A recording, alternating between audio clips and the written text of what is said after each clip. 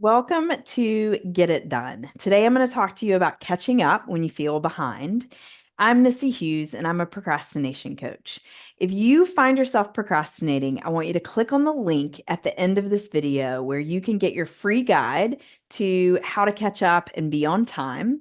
And also subscribe to this channel so that every week you get a notification letting you know that I've uploaded a new video full of great information on how to stop procrastinating and get it done.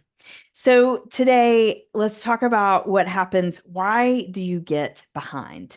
Why do you feel like you can't catch up? There's several reasons, and the first is overwhelm. You may have just a massive volume of things that you need to get done, things that feel so important to you. And when you look at them in this big bucket of all of these things, it feels so overwhelming. Overwhelm is like a pause button.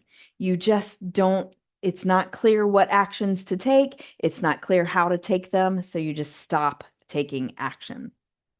That gets you behind. Number two is procrastination. You're either not getting started in your projects or you're not finishing your projects. So there are tons of reasons why we procrastinate. I'm not going to get into those in depth in this video, but when we procrastinate, we're aware of things that we need to do and we're choosing not to start doing them now or not to finish them for whatever the reason. But that lets you get behind. The last reason I want to address for getting behind is you may have massive changes happening in your life. Maybe you've moved to a new town. Maybe you've moved to a new job. Maybe you have a child in a different school. Maybe you have a diagnosis of some sort. And so you are navigating big changes in your life and you get behind when you don't account for a learning curve. So when you're learning new things, when you're learning a new system, it takes a lot longer than when you're good at it, than when it's natural, when it's second nature. And so if you've got big changes that you're facing right now, probably it takes you longer just to breathe in and breathe out than it did when you weren't in those big changes, when you were kind of rolling along. So, what happens when you get behind? Number one, you feel like it's wrong. Okay, I should be at this point in my life, but I'm not. I'm back here. And that's terrible. I'm terrible. I've done it wrong. I'm in a wrong spot. And okay, so we're making it wrong. Probably you're saying to me, yeah, well, I agree. When I'm behind, it kind of stinks. It's terrible. It is wrong. And maybe that is true. But what's also true is when you make it wrong, you add all of this pressure to yourself. Okay, I've got to be different than I am to make it right. You kind of disconnect from yourself and go into the criticism of it. It doesn't help you move forward. I can agree with you. Maybe you're not where you want to be. Agreed. But if you only are focusing on the wrongness of it, you're not helping yourself move forward. So that keeps you behind. When you're not moving forward because you're in the judgment and in the shame of being in the wrong place, then you don't move forward. You stay behind. The next thing that happens is you rush around like mad. So I call it being a bull in a china shop, where you're just like knocking lamps off the table, you're breaking things, you're making mistakes, you forget things.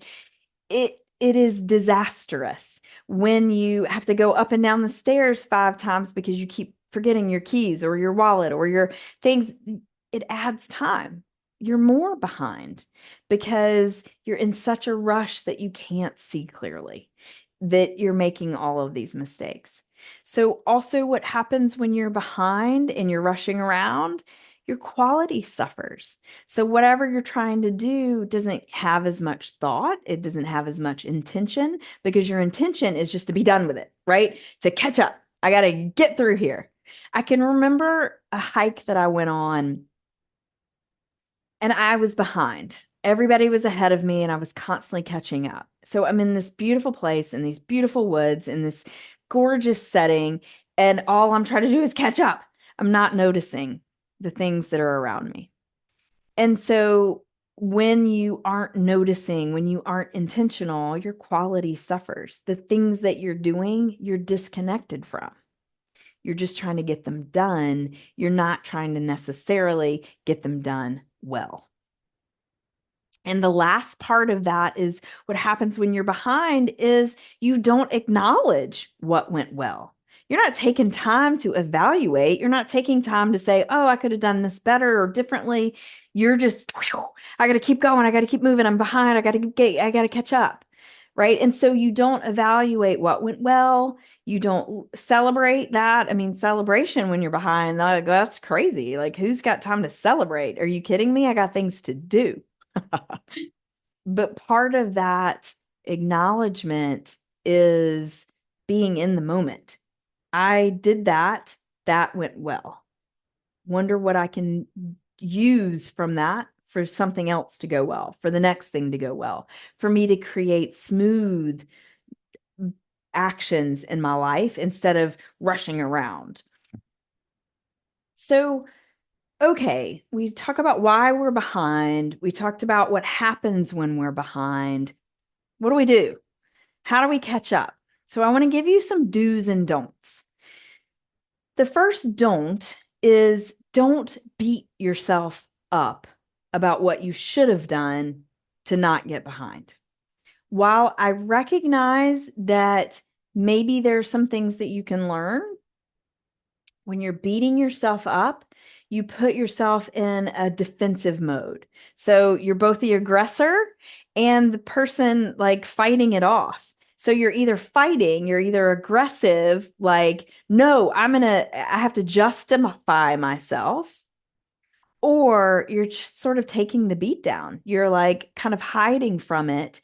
Either way, if you're pausing because you're in a fight or you're kind of in shame about it, you're not moving forward. It leads to more overwhelm. It leads to more procrastination because when you're either fighting or freezing or getting the heck out of there, flying, fight or flight, then you're not moving forward with the tasks that you need to do. So your focus is on the past. That's the part you can't change. You can't do anything back there. The only thing you can do is put one foot in front of the other. And so the way that we put one foot in front of the other is we're not stuck in shame. We're not stuck in aggression. We're not stuck in all that negativity, really. We're thinking, okay, I want to be somewhere different than I am. What's the next step I can take? So that's the do. What is the next step you can take? What can you focus on right now? What is when you can get going, what's either the easiest thing you can do, the most obvious thing that you can do, or the most important for today, not for next week, not for next month, not for your life. What is it today that's important for today? So do focus on what you can do right now. Don't try to tackle the whole list at the same time. You know that you can't be at a doctor's appointment and a dentist appointment at the same time. You don't schedule those things at the same time because you can't be in two places at once. You also can't complete everything on your list immediately. So do prioritize. Okay, what's important for today? What's important first? What's the order that I need to do things so that I'm not backtracking? So when you give that pause to prioritize, you open up the possibility of, oh, okay, how can I make this faster? Remember, when you're rushing around, you're just slamming into things. You can't get faster because you're backing up. You're having to clean up as you go along. So don't try to tackle everything at the same time. Do prioritize. Next is don't focus on catching up. So if you're focused so much on being behind and on catching up, it keeps you from acknowledging the good work that you're doing. It keeps you in this place of, I don't have enough done. I'm not doing it well or right.